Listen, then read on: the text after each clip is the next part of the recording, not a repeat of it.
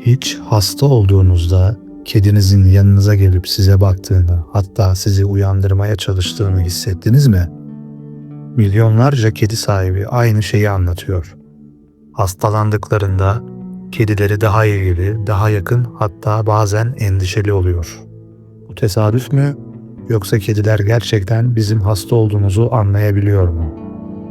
Bu belgeselde kedilerin insan hastalığını algılama yeteneğini bilimsel araştırmalar ve gerçek hayat hikayeleriyle keşfedeceğiz.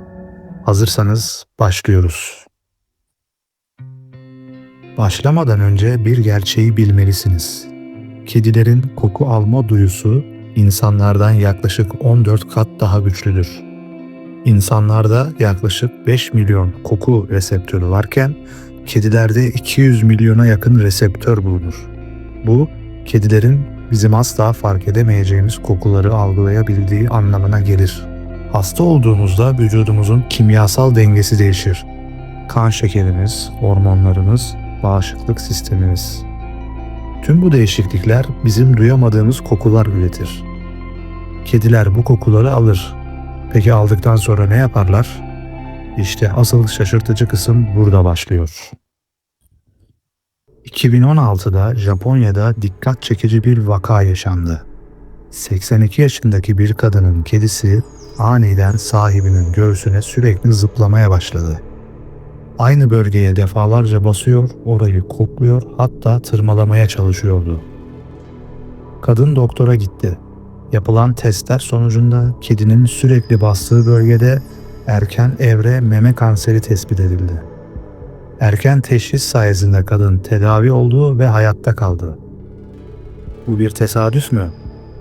Bilim insanları hayvanların kanser kokusunu alabildiğini biliyor.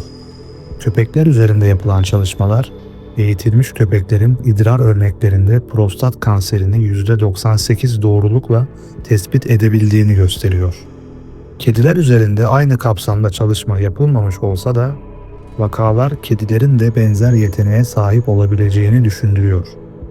Kediler tıpkı köpekler gibi hastalıklı dokunun yaydığı uçucu organik bileşenleri algılayabiliyor. Peki ya hamilelik? Kediler sahiplerinin hamile olduğunu anlayabilir mi?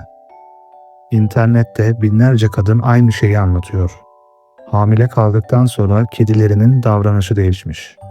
Kimi kediler daha koruyucu olmuş, kimi sürekli karnına yatmak istemiş, kimi ise sahibinden uzak durmaya başlamış. Bilimsel olarak bu mümkün.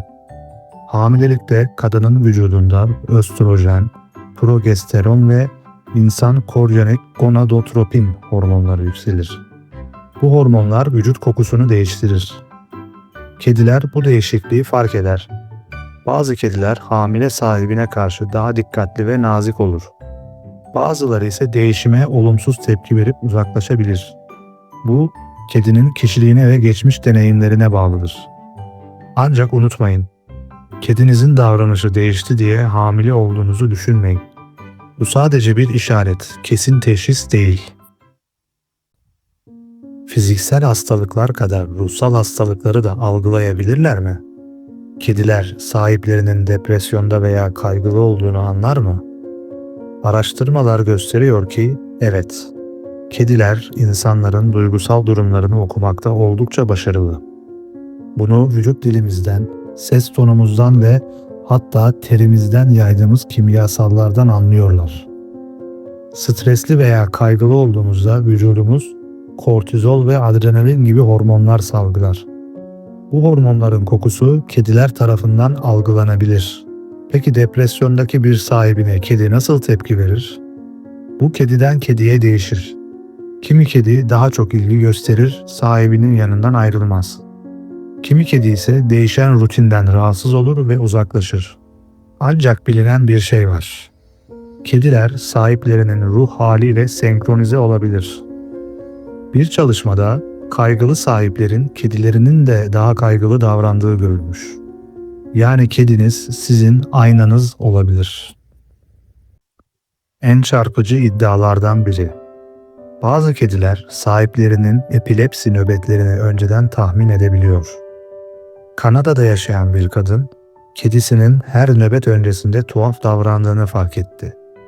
Kedi sahibinin yüzüne sürekli patisiyle vuruyor, miyavlıyor ve hatta sahibini uyandırmaya çalışıyordu. Kadın bu davranışı gözlemlemeye başladı. Kedisinin bu hareketlerinden sonraki 15 ile 30 dakika içinde nöbet geçirdiğini keşfetti. Kedi adeta bir uyarı sistemi gibi çalışıyordu. Bilim insanları bunun nasıl mümkün olduğunu tam olarak bilmiyor. En güçlü teori, nöbet öncesinde insan vücudu çok hafif kimyasal değişikliklere uğruyor. Kediler bu değişikliklerin kokusunu alıyor. Köpekler üzerinde bu konuda çok sayıda çalışma var. Kediler üzerinde henüz yeterli araştırma yok. Ancak giderek artan vaka raporları kedilerin de bu yeteneğe sahip olabileceğini gösteriyor. Tüm bu vakalar inanılmaz görünüyor. Peki bilim ne diyor? Kediler gerçekten hasta olduğumuzu anlayabiliyor mu? Kesin cevap, muhtemelen evet, ama kanıtlar henüz sınırlı. Köpekler üzerinde yüzlerce bilimsel çalışma yapılmış durumda. Kediler üzerinde ise bu konu hala emekleme aşamasında. Bunun birkaç nedeni var. Birincisi, kedilerin eğitilmesi köpeklere göre çok daha zor. İkincisi, kediler laboratuvar ortamında daha stresli oluyor. Üçüncüsü, kedi davranışı üzerine yapılan araştırmalar tarihsel olarak daha az fon alıyor. Ancak eldeki veriler şunu gösteriyor. Kediler inanılmaz bir koku alma duyusuna sahip. Vücudumuzdaki kimyasal değişiklikleri algılayabiliyorlar.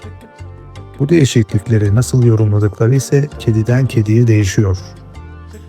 Yani kediniz hasta olduğunuzu anlıyor olabilir. Ama bununla ne yapacağını bilemeyebilir. Bazı kediler size destek olmaya çalışır. Bazıları ise değişimden rahatsız olup uzaklaşır. Özetle, kediler bizim fark edemediğimiz kokuları alabilir. Hasta olduğumuzda vücudumuzun kimyasal dengesi değişir. Kediler bu değişikliği algılayabilir. Kanser mi, hamilelik mi, depresyon mu, nöbet mi? Her birinde kedilerin bize bir şeyler anlatmaya çalıştığını gösteren vakalar var. Bilim henüz bu konuda kesin kanıtlara sahip değil. Ama şu kesin. Kedinizin davranışı aniden değiştiyse onu dinleyin. Belki de size bir şey anlatmaya çalışıyordur. Bu belgeseli beğendiyseniz beğeni tuşuna basmayı, kanala abone değilseniz abone olmayı unutmayın.